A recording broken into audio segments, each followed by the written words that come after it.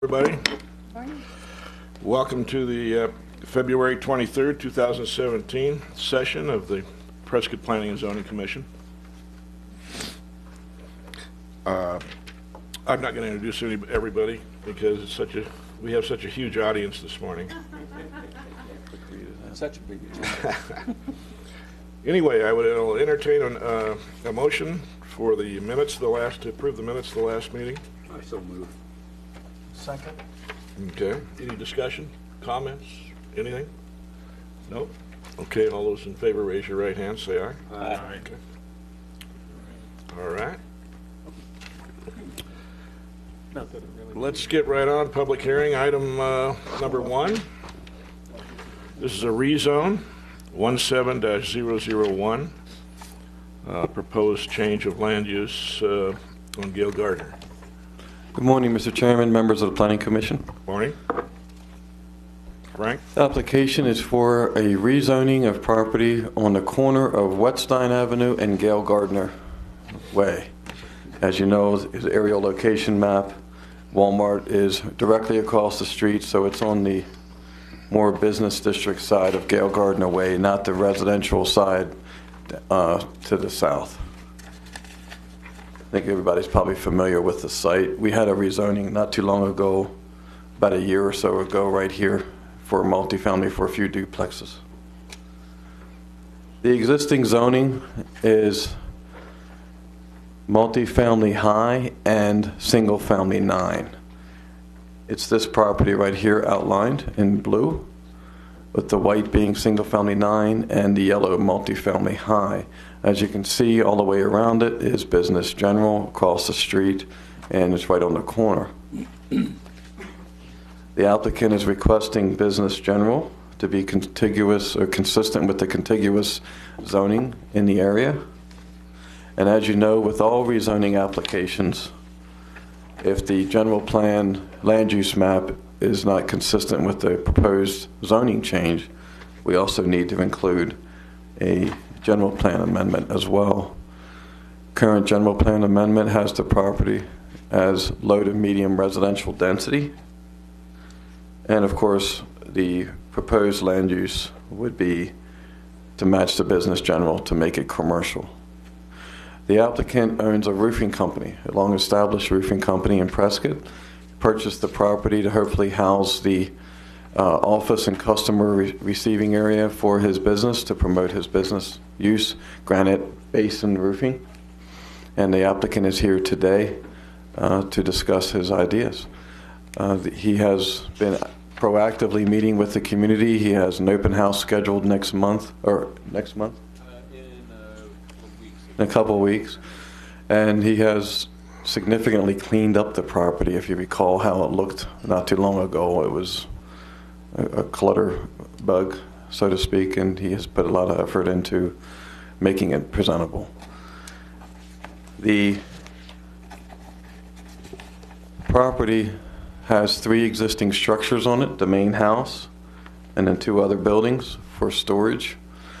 I don't believe he is proposing any new structures at this time.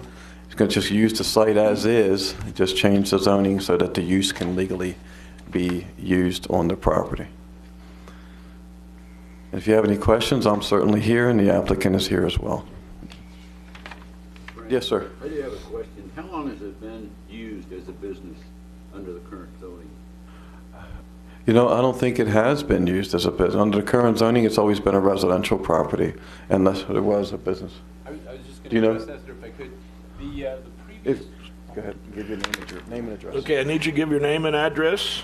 Greg Barstad, and the business address that we're talking about, 1225 Gail Gardner. My address, I actually live in Prescott Valley, Okay. 7499 Summit View Drive. Thank you. And I was just going to say, it's probably looked like a industrial place for about the last 20 years. The guy that previously owned it passed away. You might have even known about this. There was some talk of him hoarding gold and keeping it in the house, and there may be some theft of it or something, and that was all before I ever was around. But anyway, it looked like an industrial area because he had cranes and a lot of heavy steel pipe piled up all over in the area in the middle lot right there. Yeah, thank you.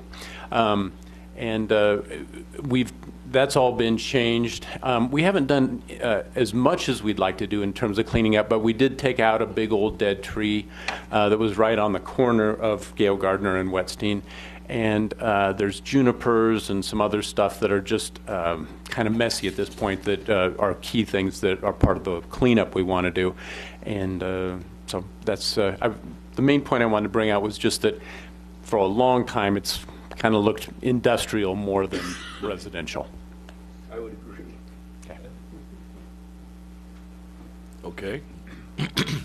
Any questions? Commissioners? Is Wetstein one way to where, does it have a no entry sign on Gail Gardner there? It is a one-way, it's a two-way street, but you could only exit.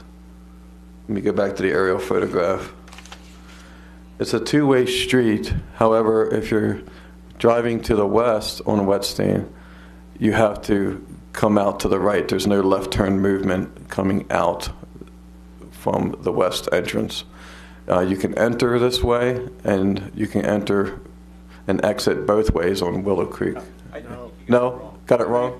Frank, I don't, you cannot enter that street from Okay, Gail Gardner. I apologize. I had it backwards. And you can, I believe, still make a left turn coming out of Wetstein onto Gail Gardner also, but you can't turn up Wetstein from Gail Gardner. I apologize. I had that backwards.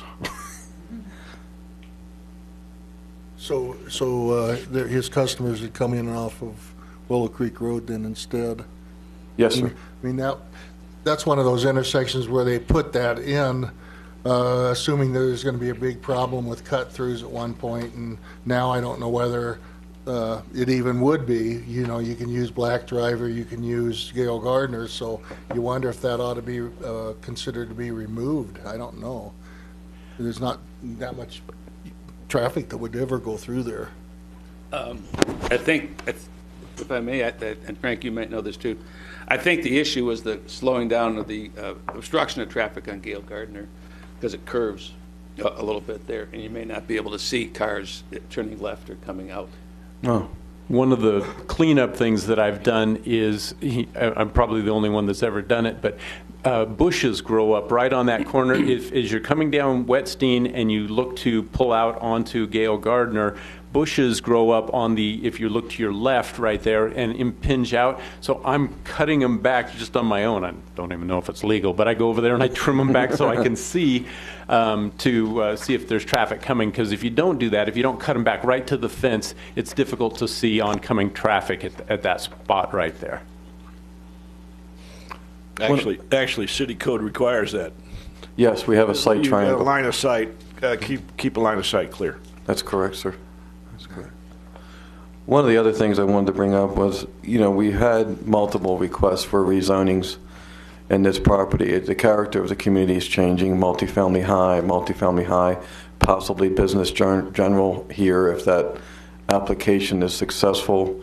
There's a home on this side, I believe, that has a couple residential units, like a duplex type thing.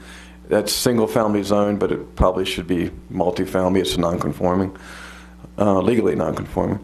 So not related to this project, but staff will probably soon just write a courtesy letter to the community saying, what's your interest in looking at rezonings for this entire street.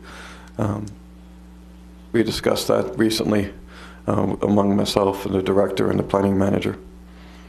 But it's not really related to that. I just wanted to bring that up as a side discussion.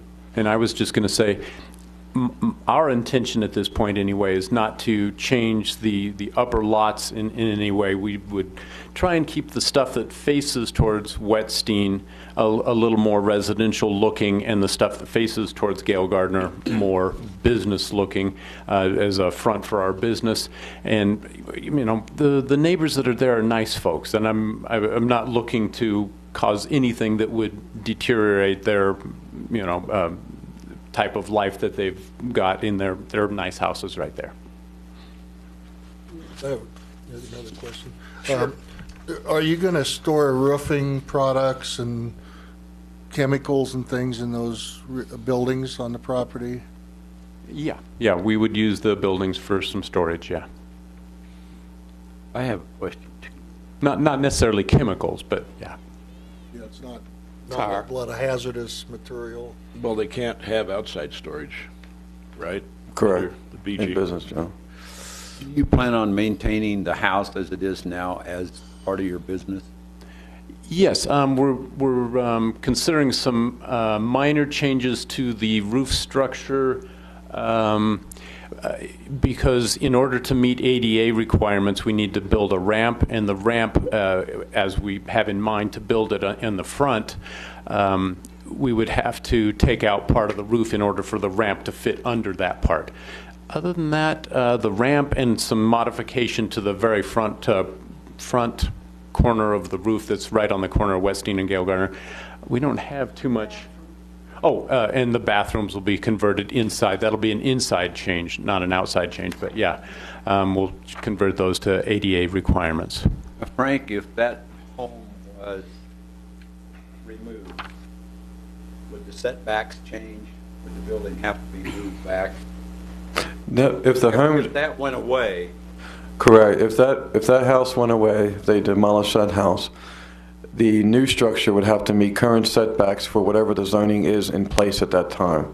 So in this particular case, it would be single-family 9, but if this application is successful, it would be business general zoning setbacks. but the setback would change. Yes, sir. Except for ADA ramps, we allow ADA ramps pretty much in every case because you can't deny accessibility for ADA. Has there been any thinking from the transportation or street, whatever, sitting there, traffic, trying to get to. I sat there for probably 20 minutes the other day when I viewed the property. That's a dangerous street. The It traffic is. comes in and out, and then you look across it at Walmart's exit. And I mean, just while I was sitting there 20 minutes, I mean, cars were just flashing by there. It is. I think in this case, we didn't receive any negative comments from Public Works Transportation Engineer. The issue would be where can his customer park if they show up to have a consultation meeting. It's more of an office use and a storage for his equipment in some of the buildings, and to receive customers. So his customers who have plenty of room to park on site and on the street, they wouldn't be able to park and block that street entrance closer to Gale Gardner Way. I can address that a little bit. Just a couple of things. Being there now and seeing what's going on, we hear horn honks, I don't know, maybe 5 times a day from people mad because somebody pulled out in front of them right there or whatever. So that happens a lot there. So yeah, there's some congestion there. We're planning to rework parking to meet current requirements. Claire can address that in terms of it meeting what it needs to be for business general and the parking in the handicap spot. But we don't really have very many customers and really don't plan on having a lot of customers. I say we, maybe have 4 people show up a week or something like that, and they come in to drop off a check or to say, hey, can I pick out a color or something simple like that. I'm not talking about a high volume of traffic coming through there. Well, while I was there, I noticed your truck with the trailer. Yeah. Went around through the Walmart parking lot, come back and made a turn and come back up Whetstine. That could be.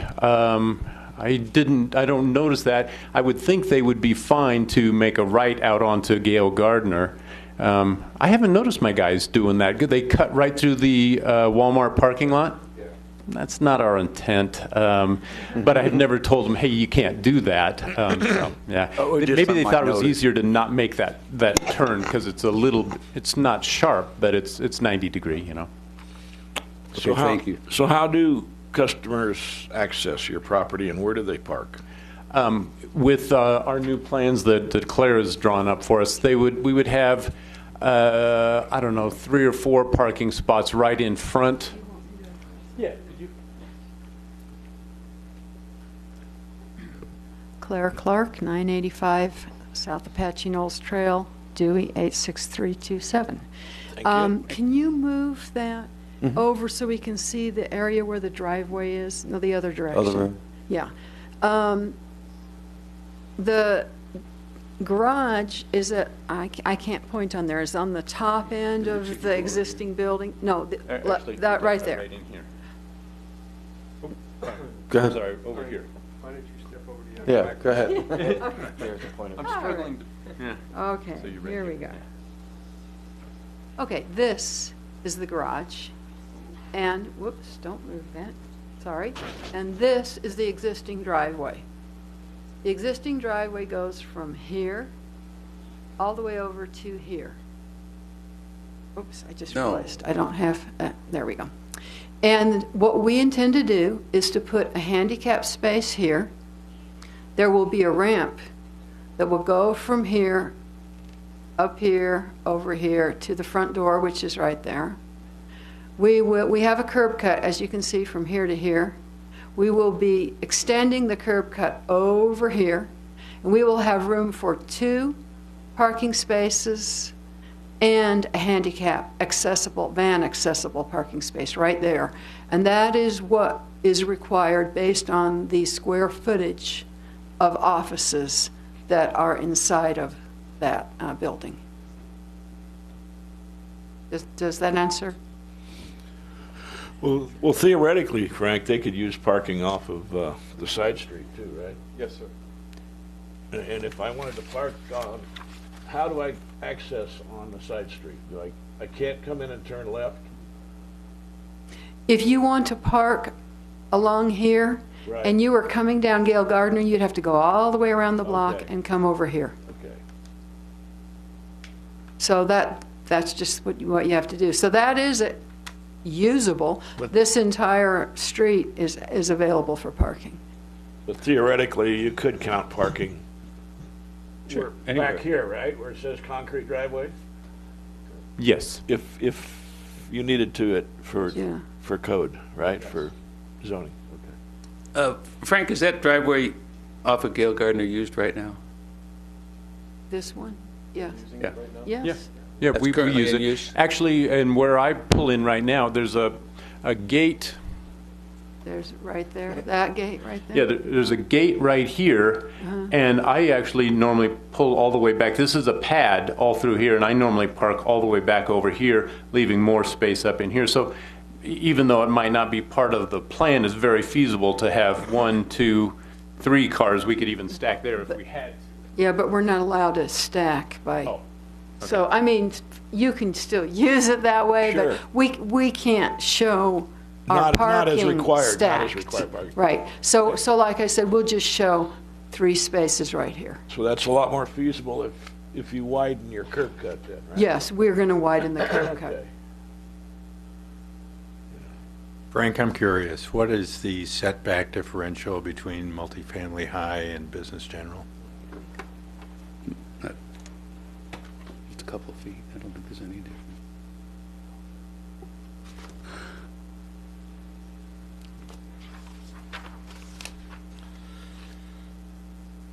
Setbacks for multifamily high density is 20 feet front and rear, 7 on the sides. Same on single family 9. Single family 9, I think, is 25 front and rear, and then the same on the sides, or 9 on the sides. Let's see. And do we consider Wetstein the side? I know there's a setback for the corners too. Yes, in this case, it would be a 15-foot corner side setback. Single-family 9 is 25 feet front and rear and 7 on the side, so the same side setback, but an extra 5 feet for single-family 9. Now, for business general, it's a little bit different. There's a percentage.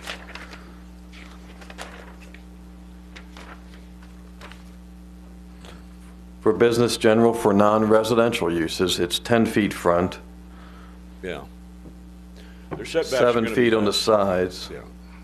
and 10 feet in the rear. Yeah, they're going to be less with business general. Yes, but he's proposing to keep the structure where it is and not add on to it anyway, so That's good. the existing structure will stay in place. What could I build there with multifamily high? Multifamily high density, depending on the lot size, could be, see, the lot size is, do you remember how big your parcel was? Half an acre, so about half an acre, so you could get 3 units for the first 7,500 square feet, and then 1 additional unit for each 1,400 square feet after that. Could I build multifamily on business, on BG? Yes, sir. More? Similar.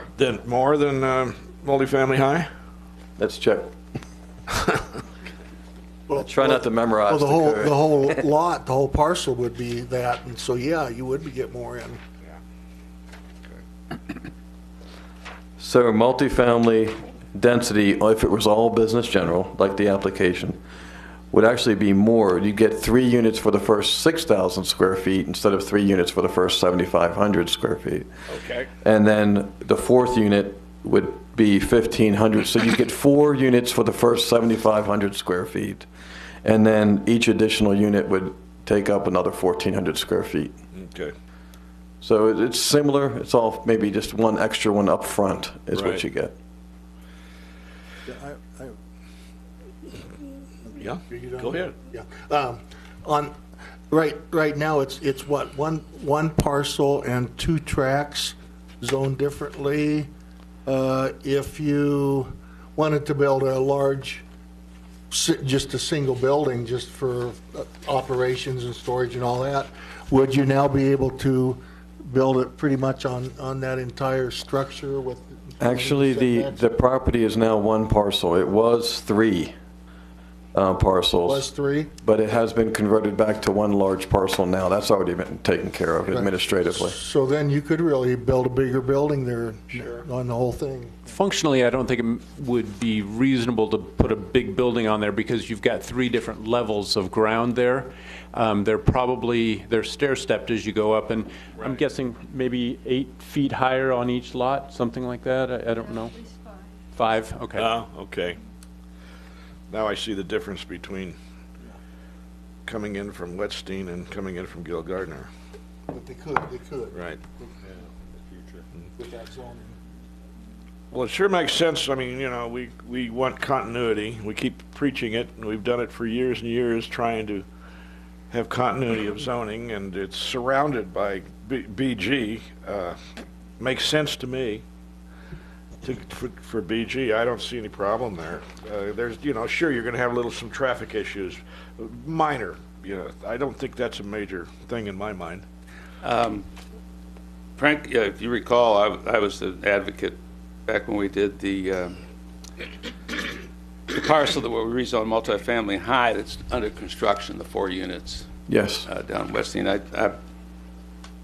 We had lots of people in the audience objecting to that, and passionately too, especially the fellow who lives to the east of you, of your parcel. I said this whole thing should be business general. I didn't even know why we were doing multifamily high for those units, Right. especially since you had that duplex, which was a non-conforming use that they burned down or whatever that heck Yes. happened on that thing. I have no trouble with this. I think if traffic's okay with the entry for a business being off of Gale Gardner, I'm okay. That was probably my biggest concern. But my real question has nothing to do with this application. If I can ask you a question about the general plan. Yes, sir.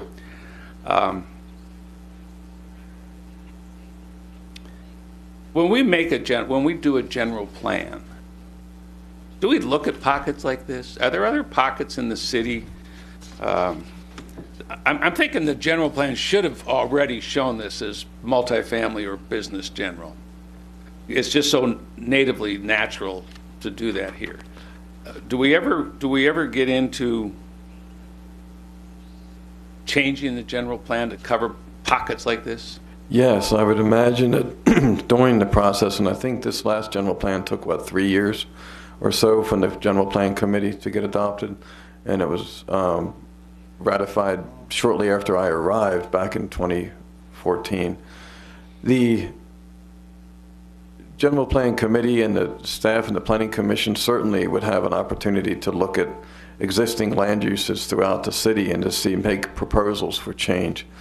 But to get it down to the neighborhood level, that may be a little bit too specific for a general plan. Yeah. No, Terry and I were both on the general plan, and we really didn't do that other than maybe out at Deepwell or some of those areas. We discussed But it. you and couldn't then do it block by block. It'd be no. It would be too impossible task. Could have been 5 years. Yeah. My question would have been about the general plan. I know there's some consciousness in council about general plan changes, Yes, sir. and I'm trying to figure out a way to avoid that when it's so clear and so obvious that this plan should have been something other than single family. But that's my only concern. I think this is a natural use. I think the caution for this zoning is that the outside storage could be an issue with roofing companies or other types of uses that might go in there. But that's something that's going to have to be watched by code enforcement and the neighbors. You can't predict that a roofing company is going to have outside storage, though they usually do. But no, I'm all for this. I think it's a good thing. I think we ought to just go ahead and call the people up and ask them if they want to get their property in today and rezone this whole thing. Yeah. Well, you remember the Green Lane thing recently, though, to where we were going to rezone, and the neighbors came out and says, "No, we don't want you to do Right. a rezoning We here like our because neighborhood." Yeah. protect our neighborhood." So it's kind of hard to do if it's self-initiated Right. from planning committee to. At a neighborhood level, I think this is the best way to do it. I think what helped in this case for public outreach was the applicant themselves. We sent out a mailing list as required by statute. The applicant, prior to us doing our mailing, sent out his own mailing with the exact same mailing list to communicate the intent. And then, of course, he's having that open house next month, and appreciate that type of outreach. And we didn't get any negative feedback. I did have one guy, John Dandos, who's a property owner on Wetstein. He came in and he said he wanted to support us in it. So that's the only thing I had. Well, probably since you're really not changing anything physically. I mean, that's where you would have your problems with neighbors, I think.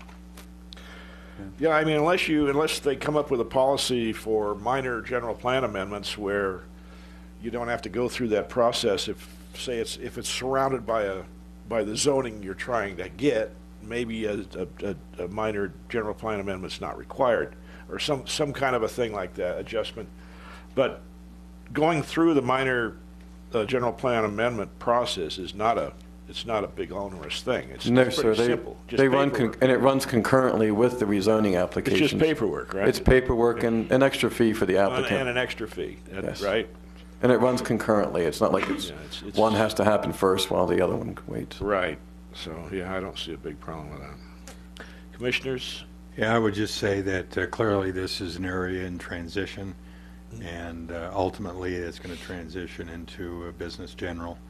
So I don't have a problem with it at all, and I just want to applaud Mr. Barstead for his sensitivity to his neighbors and really supporting this transitional process. So, I agree. I applaud him for that, and I think it's a good project. Okay. Any other comments? George? Well, I just remember in several discussions, nothing to do with this property, but when they do those do not enter here to prevent cut-through traffic, generally, the residents in those neighborhoods still pull in there, and they feel that they have the right to pull in and go to their property for their own convenience, because they're frequently coming in and don't want to have to go around the block. Right. And I believe that, in general, the police accept the fact that residents do have the ability to pull in there. I didn't actually know that, but we do see, probably 2 or 3 a day people just go Sneak pull in. through there. Yeah. Well, I can tell you, I looked at it on Sunday afternoon, and the person sitting next to me in the car was screaming that I couldn't make a illegal left turn onto Wetstein, but bravely I did it anyway. It's tempting to do it. Okay, we can move on this? Yes, sir. And we have to do 2 separate the motions. general plan amendment first? Yes, sir.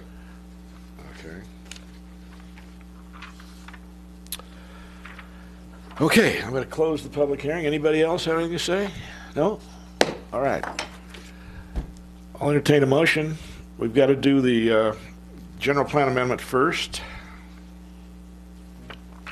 I'll make the motion. Okay. Move to recommend approval of General Plan 17-001 to amend the 2015 General Plan Land Use Map from low to medium residential density and medium to high residential density to commercial.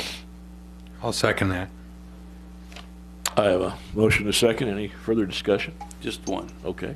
I just have a caution for the applicants, the landowner, not to be storing stuff outside. That the pallets of tile roof will probably get your neighbors in the city in ire. So that would be my only comment. Okay. I have a motion and a second. All those in favor, raise your right hand. Say aye. Aye. Okay. I'll entertain a motion for a rezone. Okay. Thought you were going to do it. Move to recommend approval of RZ 17-002 to rezone parcel 115-05-011A located at 1225 Gale Gardner Way from single-family 9, SF9, and multifamily high density MFH to business general BG. Do I have a second? I'll second it. I have a motion and a second. Any discussion, commissioners? No? My only concern, it's not a concern, I know you're going to have a neighborhood meeting. Do we know when this goes to council? Will it go to council after that neighborhood meeting? Yes, sir. Probably towards the end of March. That's fine, thank you. Okay, I have a motion and a second. All those in favor, raise your right hand. Say aye. Aye. Okay, motion passes. Okay, good luck. No tile pallets.